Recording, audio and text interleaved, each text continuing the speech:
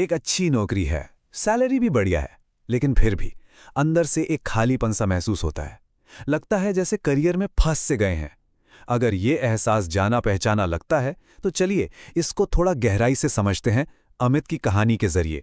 तो ये कहानी है अमित की। 26 साल का, एक बढ़िया आईटी जॉब में, 12 लाख की सैलरी। देखिए, कागज पर तो सब परफेक्ट लगता है ना? लेकिन अंदर ही अंदर अमित को एक अजीब सा खालीपन महसूस होता है, एक सुन्नपन सा। और पता है, ये सिर्फ अमित की कहानी नहीं है, ये आज के दौर में लाखों लोगों की सच्चाई बन चुकी है। और इसके पीछे ना आंकड़े भी हैं। 2024 का एक गैलप सर्वे है। उसके मुताबिक भारत और दक्षिण एशिया में एक हैरान करने वाला नंबर सामने आया है। यहाँ 79%, जी हाँ 79% कर्मचारी अपने काम में पूरी तरह से एंगेज्ड ही नहीं हैं। इसका सीधा सा मतलब यह है कि हर 10 में से लगभग 8 लोग रोज सुबह एक ऐसी जगह काम करने जाते हैं जहां उनका दिल ही नहीं लगता। जरा सोचिए। अब ये सिर्फ किसी की व्यक्तिगत खुशी की बात नहीं है कि ठीक है मन नहीं लग रहा। इसका सीधा असर मतलब डायरेक्ट इम्पैक्ट बिजनेस पर पड़ता है। जो कर्मचारी अपने काम से जुड़े होते हैं वो 18% ज्यादा प्रोडक्टिव होते हैं और उनकी कंपनियां वो 23% ज्यादा मुनाफा कमाती हैं। तो असली सवाल यही है कि अपने पैशन को नजरअंदाज करने की आखिर कितनी बड़ी कीमत चुका रहे हैं हम सब। तो सवाल उठता है कि लोग आखिर इस स्थिति में फंसते कैसे हैं। इसका जवाब एक कॉन्सेप्ट में छिपा है जिसे कहते हैं द गोल्डन केज, यानी सोने का पिंजरा। ये एक ऐसा जाल है, एक ऐसा चक्र जो लोगों को उन नौकरियों में बांध कर रखता है जो उन्हें पसंद ही नहीं। और ये चक्र शुरू कैसे होता है? पहले आती है एक अच्छी नौकरी और उसके साथ एजुकेशन लोन। फिर धीरे धीरे गाड़ी की ईएमआई, घर की ईएमआई बढ़ने लगती है। इसके बाद आता है फोमो, मतलब फियर ऑफ मिसिंग आउट, कि कहीं हम पीछे ना रह जाएं। तो लाइफस्टाइल के खर्चे भी बढ़ जाते हैं। और अंत में क्या होता है? इंसान एक टॉक्सिक नौकरी में फंस कर रह जाता है, क्योंकि ऑप्शन ही क्या है, उसको छोड़ने का विकल्प ही नहीं बचता। तो इसका हल क्या है? हम सबको एक ही सलाह मिलती है, अपने पैशन को फॉलो करो, है ना? लेकिन ये सलाह जितनी सुनने में अच्छी लगती है उतनी ही कंफ्यूजिंग और सच कहें तो मददगार साबित नहीं होती। आइए समझते हैं क्यों। एक लेखक हैं कैल न्यूपोर्ट। वो कहते हैं कि फॉलो योर पैशन एक खतरनाक सलाह है। खतरनाक क्यों भला? क्योंकि ये हमें पैसिव बना देती है। मतलब हम बस बैठे बैठे इंतजार करते रहते हैं कि किसी दिन जैसे कोई बिजली गिरेगी और हमें हमारा पैशन मिल जाएगा और बस हम उसके पीछे चल पड़ेंगे। इसके पीछे की साइकोलॉजी को स्टैनफोर्ड यूनिवर्सिटी की एक स्टडी ने समझा है। वो इसे फिक्स्ड माइंडसेट कहते हैं। ये ऐसी सोच है जिसमें हम मानते हैं कि पैशन कोई पहले से मौजूद छिपा हुआ खजाना है जिसे बस हमें ढूंढना है। लेकिन जरा सोचिए, क्या हो अगर ये पूरी सोच ही गलत हो? तो अगर पैशन को ढूंढा नहीं जाता तो फिर करना क्या है?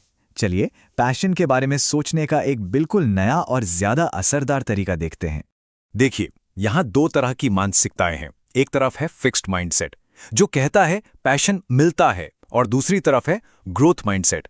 ये कहता है कि पैशन एक पौधे जैसा है जिसे मेहनत से स्किल डेवलप करके पानी देकर उगाया जाता है। मतलब पैशन को ढूंढना नहीं है, उसे बनाना है, विकसित करना है। और इस बात को एंजेला डकवर्थ की रिसर्च भी सपोर्ट करती है। उनकी रिसर्च कहती है कि सफलता का सबसे बड़ा भविष्यवक्ता टैलेंट नहीं, ग्रिट है। अभी ग्रिट क्या है? ये है पैशन प्लस परसिवियरेंस, मतलब किसी एक चीज के पीछे एक दिशा में सालों तक लगे रहने की जिद। चलिए अब थ्योरी से निकलकर थोड़ा प्रैक्टिकल होते हैं। एक एक्शन लेने योग्य फ्रेमवर्क पर चलते हैं जो पैशन को विकसित करने में मदद करेगा। इसे हम कहते हैं 3E फॉर्मूला। लेकिन हाँ, फॉर्मूले पर जाने से पहले एक बहुत जरूरी कॉन्सेप्ट समझना जरूरी है, फ्लो स्टेट। ये वो मानसिक अवस्था है जब आप किसी काम में इतने डूब जाते हैं कि वक्त का पता ही नहीं चलता। आप एकदम फोकस्ड महसूस करते हैं, और यही वो एहसास है जिसे नई चीजें ट्राई करते वक्त ढूंढना है। तो ये रहा वो सिंपल सा फॉर्मूला। एक ऐसा करियर बनाने के लिए जिसे आप सच में पसंद करते हो, ये 3 स्टेप्स हैं। पहला ई है एक्सप्लोर, मतलब नई चीजें खोजो, ट्राई करो। दूसरा ई है एंगेज, उनमें शामिल हो जाओ, थोड़ा वक्त दो। और तीसरा ई है एक्सेल, यानी उनमें महारत हासिल करो। अब जो ये दूसरा स्टेप है ना, एंगेज, उसके लिए एक बहुत ही कमाल का नियम है, द 20 आवर रूल। ये नियम कहता है कि किसी भी नई स्किल में एक ठीक-ठाक लेवल तक आने के लिए सिर्फ 20 घंटे की फोकस्ड कोशिश लगती है। सोच के देखिए, ये 1 महीने तक रोज के 45 मिनट ही तो हुए, और इतना समय काफी है ये जानने के लिए कि वो चीज आपके लिए है या नहीं। चलिए, अमित की कहानी पर वापस चलते हैं। देखते हैं कि ये प्रोसेस असल जिंदगी में कैसा दिखता है। उसने वुड कार्विंग ट्राई की और उसे वो फ्लो स्टेट महसूस हुआ। बस 6 महीने बाद उसे $47 की पहली सेल मिली।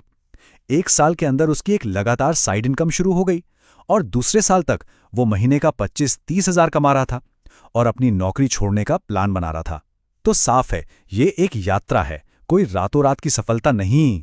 तो इस पूरी यात्रा की मंजिल क्या है? इसका डेस्टिनेशन क्या है? ये है एक जापानी कॉन्सेप्ट को पाना जिसे कहते हैं इकिगाई, जिसका मतलब होता है जीने की वजह। इकिगाई ये 4 चीजों के मेल से बनता है। पहला, वो काम जिससे आप दिल से प्यार करते हैं। दूसरा, वो काम जिसमें आप अच्छे हैं।